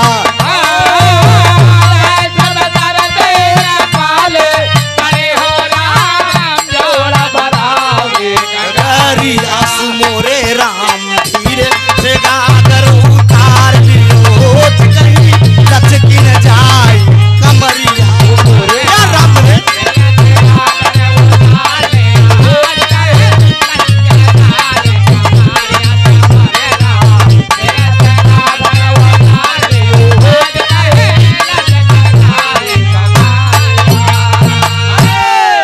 लगी आज मुजरा करने बाबूजी। 5-7 मिनट का गाना और बचा है, लड़की मुजरा करने लगी। लड़की मुजरा कर रही है बाबूजी, एकदम धीरे धीरे खबर फैल गया अमरनाथ, बाकेलाल, प्रभुदयाल के पास। खबर गई कि शहनाज बानू को कोठे पे जो कुसुम हम लोगों ने बेचा था वो मुजरा करती है, लेकिन इज्जत का सौदा नहीं होता है, हम बिस्तर नहीं होती है। सब दारू के नशे में बाबूजी कुसुम के पास आए और कुसुम से बोल दिए कि कुसुम, आज तुम शहनाज, आज तुम अगर कुसुम को हम लोगों के हवाले नहीं करती हो तो रिवाल्वर की 6 गोली तुम्हारे सीने में उतार दी जाएगी। शहनाज जा रही है कुसुम से बताने के लिए। कुसुम दरवाजे से छिपकर सुन लिया, कहा बोल दो माँ, बोल दो तुरंतों को। बैठे, आज तुम्हारी कुसुम बिकेगी और शान से बिकेगी। ये लगी श्रृंगार करने, श्रृंगार पटार बिटिया लगी करे बाबूजी, और एकदम सज रही है, सिर से लेके पांव तक बाबूजी बिटिया श्रृंगार कर रही है, एकदम से चमचम चमचम चमचम चम, इसमें अजोरिया लागत भी दोस्त। आई रवि बहुत परेशान है, जिसके साथ शादी होने वाली थी। रवि बहुत परेशान है कि शेखर तो जेल चला गया, माल बरामद था, लेकिन कुसुम न जाने कहाँ चली गई। अरे वाह, लेकिन मालिक की देन देखिए, जहां पर बिक के कुसुम आई है उसी थाने में पोस्टिंग हुई है रवि कुमार की। बड़े दरोगा RX सक्सेना साहब बोले कि बेटा रवि तुम यहाँ पर नए नए आए हो, अरे वाह, अगल बगल कुछ गलियां हैं तो जरा ध्यान देना, क्योंकि यहाँ लड़कियों का धंधा बहुत होता है। हाँ ठीक है सर, चिंता मत करिए, हम जरूर ध्यान देंगे। और बाबूजी तट से नट तक सज रही है, इसमें में कुसुम को आवाज दे रही है सनाज, कुसुम क्या कर रही हो, आओ। लोग सेठ लोग इंतजार कर रहे हो, कहती कि आ गई माँ। अब बाबूजी जब महफिल में चलती है तो बैस्या को कोठे पे कोनो रामकृष्ण की मूर्ति तो रही नहीं। जयपुर में माचिस चलत है जेकर नाम बा कन्हैया, उपे भगवान कन्हैया का फोटो बनी रही। वो फोटो को उठा के लगी छुमे बिटिया, ये दुनिया का मालिक, बड़े बड़े भक्तों की आपने लाज बचाया है प्रभु। एक अबला पुकार कर रही है, क्या आप लाज नहीं बचाएंगे? एक ही तर्ज लगा डॉक्टर।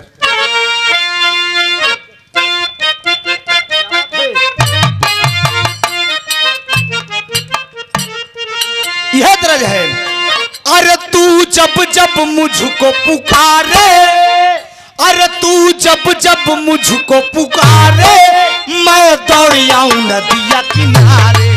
तू जब जब मुझको पुकारे, मैं दौड़ आऊं नदिया किनारे। जब जब मुझको पुकारे, मैं दौड़ आऊं नदिया किनारे। हर पल तेरा रास्ता निहारे, दिल लागे नहीं तेरे बिन यारे। अरे तेरा रास्ता निहारे, दिल लागे नहीं तेरे बिनारे। अरे पल तेरा रास्ता निहारे, दिल लागे नहीं तेरे बिनारे। मुझे आंखों में बिठा ले, मुझे गले से लगा ले मेरे भोले साथिया।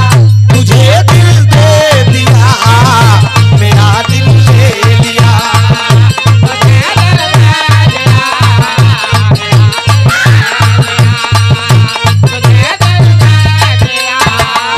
मेरा दिल ले लिया, तुझे दिल ले लिया, मेरा दिल ले लिया। लेकिन माचिस का खोखा उठाएगा बाबूजी, वो बिटिया क्या सोच रही है? हे नंद बाबा के छैया, बलराम के छोटे भैया। बाबा के छैया, बलराम के छोटे भैया। हे नंद बाबा के छैया, बलराम के छोटे भैया। यशोदा के कुंवर कन्हैया, घर घर माखन के खवैया। यशोदा के कुंवर कन्हैया, घर घर माखन के खवैया। यशोदा के कुंवर कन्हैया, घर घर माखन के खवैया। हे नंद बाबा के छैया, बलराम के छोटे भैया। यशोदा के कुंवर कन्हैया, घर घर माखन के खवैया। मुझे राह बता दे, मुझे घर पहुंचा दे, तेरे करू पावरे सलोने सावरे, ओ मेरे सावरे। सलोने सावरे, सलोने सावरे, ओ मेरे सावरे। सलोने सावरे, ओ मेरे सावरे। यही बात तो लड़की सोच रही है बाबूजी कि हे दुनिया का मालिक, आपने तमाम भक्तों की लाज बचाया है, क्या आप मेरी लाज नहीं बचाएंगे? इतने में शहनाज आवाज दे दिया, महफिल में लड़की जाती है और झूम का गावा तो मुजरा नंबर 2 लग गया।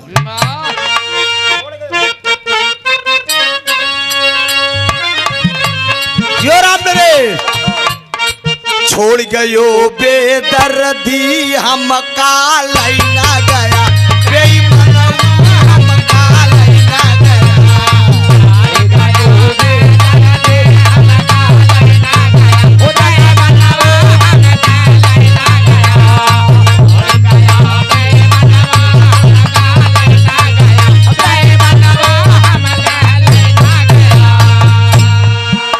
महीने के जाड़ा परत है 4 महीने के जाड़ा पड़त है 4 महीने के जाड़ा पड़त है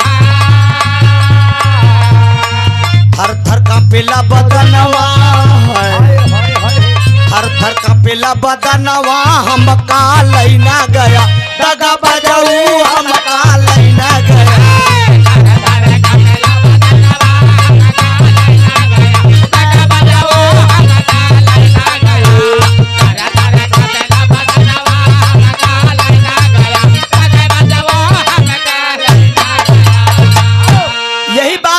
बाबूजी। लेकिन आगे होता क्या है, इतने में रवि कुमार पूरी फोर्स के साथ पहुंचाया। कहा खबरदार किसी ने अगर भागने की कोशिश की तो। प्रताप साला उठता है कुसुम की कलाई पकड़ने के लिए, इतने में प्रताप नीच के कूद के फरार हो गया।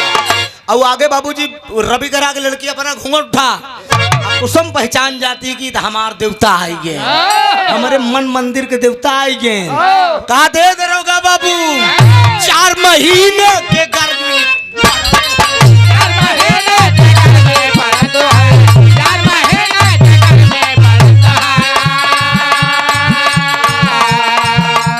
चुवेला पसीनवा तब तब चुवेला पसीनवा हम का लैना गया रे दगा बजाऊ हम का लैना गया चुवेला पसीनवा हम का लैना गया दगा बजाऊ हम का लैना गया चुवेला पसीनवा हम का लैना गया दगा बजाऊ हम का लैना गया। सबको कैद कर लिया बाबूजी, सबको कैद कर लिया और कुसुम से बोला कि लड़की घूंघट उठाओ। और जब कुसुम घूंघट उठाती है तो रवि कहता है कि कुसुम तुम यहाँ वैश्या को कोठे पे कैसे आ गई? कहा हाँ रवि मैं, ये मुझे अमरनाथ बाकेलाल प्रभुदयाल बड़े बड़े सेठ मिलकर लाकर 50,000 रुपए में बेच डाले। कहा चिंता न मत करो, चिंता न करो, हम इन सालों को जिंदा नहीं छोड़ेंगे। सबको कैद किया, ले गया थाने में बाबूजी बड़े दरोगा आर सक्सेना साहब के पास। कहा साहब ये मेरी होने वाली पत्नी है, लेकिन बारे समाज 50,000 रुपए में ये साले बेच डाले। दरोगा साहब बोले कि बेटा रवि मैं तुम्हारे कारनामे पर बहुत प्रसन्न हूँ, जाओ आज मैं तुझे छुट्टी दे रहा हूँ, कुसुम के साथ तुम कहीं घूम आओ। इतने में बाबूजी कुसुम और रवि जब थाने के बाहर निकलते हैं तो रवि कहता है कुसुम से कि कहाँ पे चलूं? तुम जहाँ कहो वहाँ चलूं। तो कुसुम कहती है कि स्वामी मेरी इच्छा है कि मेरा भैया जेल में है, सबसे पहले मैं अपने भाई से मिलने जेल चलूंगी। तो आल्हा का भाव बा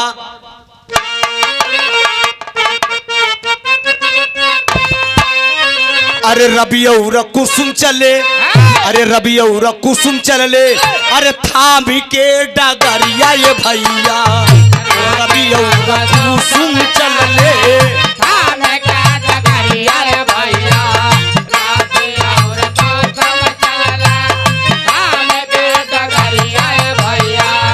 तबले एक अचरज होई कैले सीरी माँ, तबले एक अचरज होई कैले सीरी माँ। चलिया से छूटी से घर आवत बा भवनवा ये भैया, चलिया से छूटी आवत बा भवनवा ये भैया, चलिया से छूटे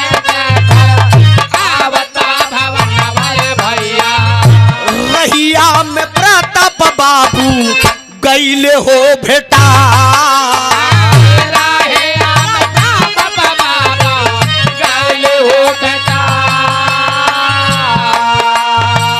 सान सान गोली आजा लाइस पे मनवा ये भैया, सान सान गोली आजा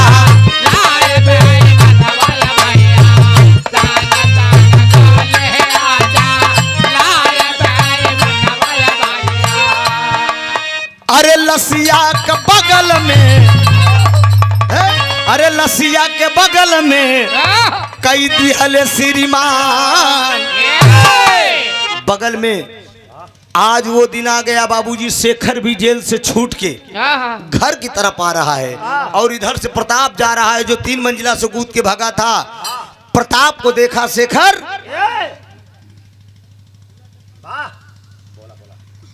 कहा तेरे कारण हम जेल गए हैं साले, तुझे जिंदा नहीं छोड़ेंगे। और समझ गया प्रताप कि किसी न किसी दिन ये मुझे मार देगा, चूंकि मैंने इसे जेल भेजा है। निकालता है रिवाल्वर, चला दिया बाबूजी। लाश बगल में पड़ी है शेखर की, तरबी कुसुम की निगाह पड़ गई। अरे कुसुम की निगाह पड़ी, सुनीला कहानियां ये भैया।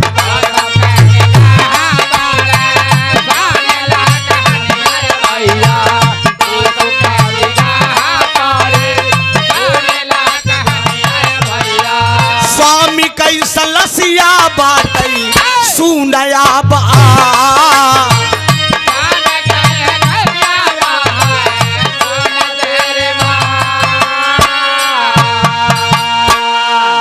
सड़क के किनारे लाश पड़ी है बाबूजी, कुसुम की निगाह पड़ी। स्वामी ये लाश कैसी है? पलट के लाश जब देखी गई बाबूजी तो वही उसके भाई की लाश थी, शेखर की। आखिर में छाती पीट पीट कर वो लड़की रोने लगी। आखिर भाव है बाबूजी, आखिरी में अपने भाई के साथ वो करती क्या है?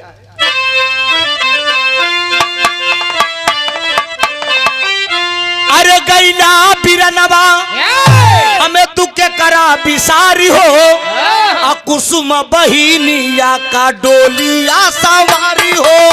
कुसुम बहिनिया के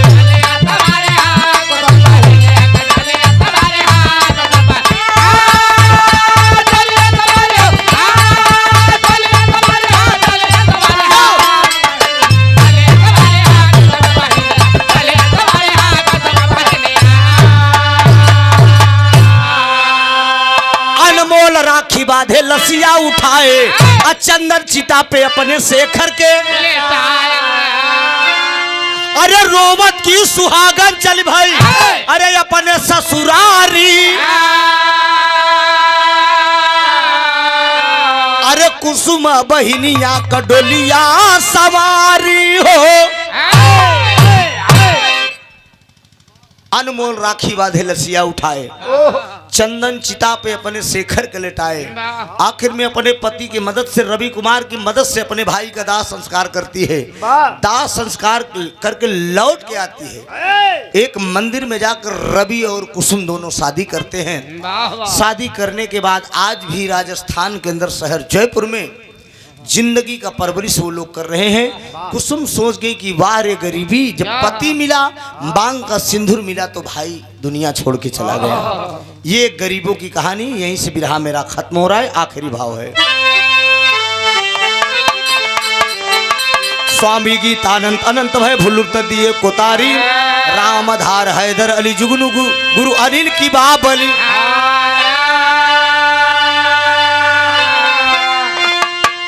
बहिन का के सजाए डोलिया, भाइयों होश में आओ त्रिभुवन ना जगाए। बहिन का के सजाए डोलिया, राजा हो तो है कैसे मनाई, दुल्हा हो तो है कैसे मनाई।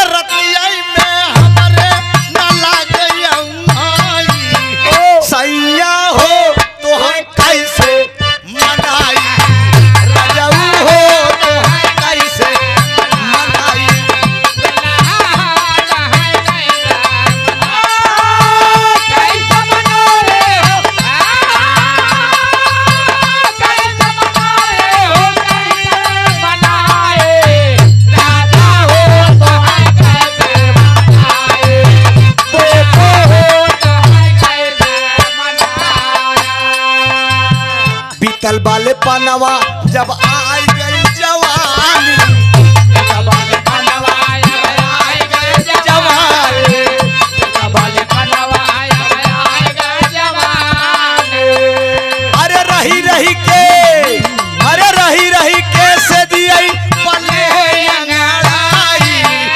गोरिया हो तो है कैसे बुलाए गोरिया हो तो है कैसे बुलाए रोको तो है कैसे बुलाए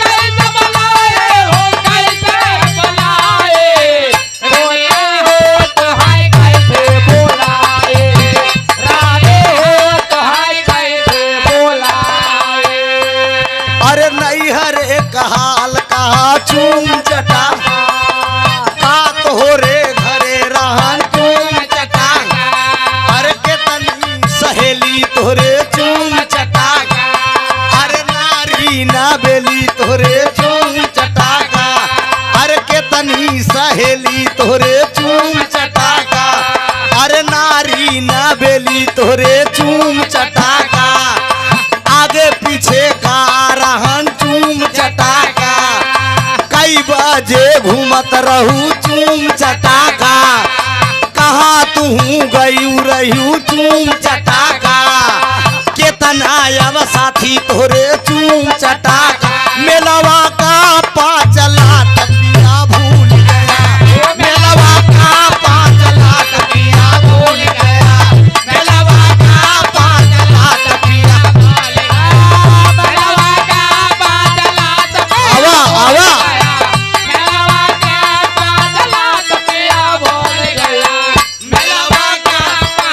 भूल गया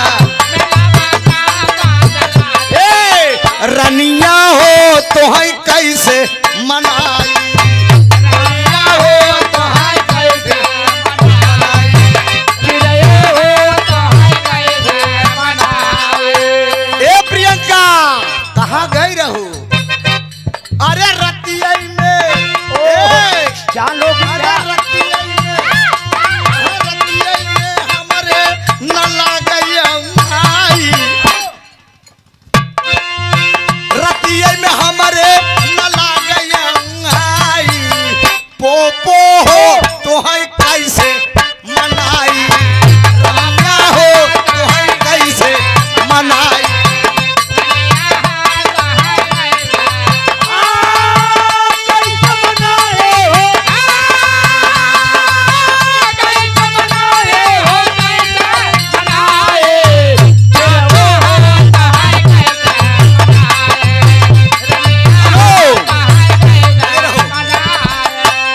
साढ़े 3 बजे ये 3:30 बजे मुन्नी जरूर मिलाना वही नहरा पे 3:30 बजे मुन्नी जरूर मिलाना वही नहरा पे 3:33 मिनट है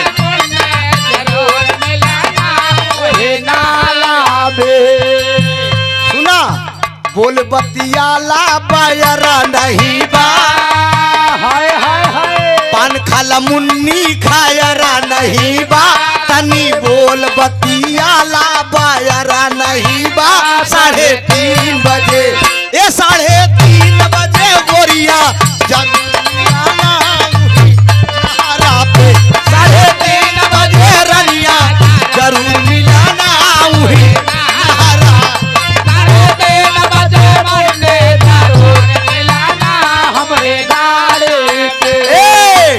आलू टमाटर डबल गोभी आलू टमाटर डबल गोभी देखा इनके घर में कूद गया हमार धोबी 3:30 बजे ये 3:30 बजे मुन्नी जरूर मिलाना वही नहरा पे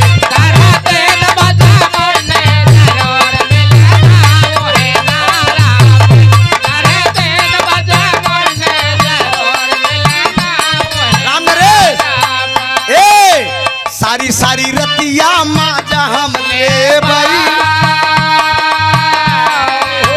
ये उस्ताद का माराट है पाचा के बदला 25 लगी जाए बिना रगड़े ना छोड़ब चाहे पुलिस लगी जाए 3:30 बजे ये 3:30 बजे गोरिया जरूर मिलाना वही सारा तेल बजा गोरिया जरूर मिला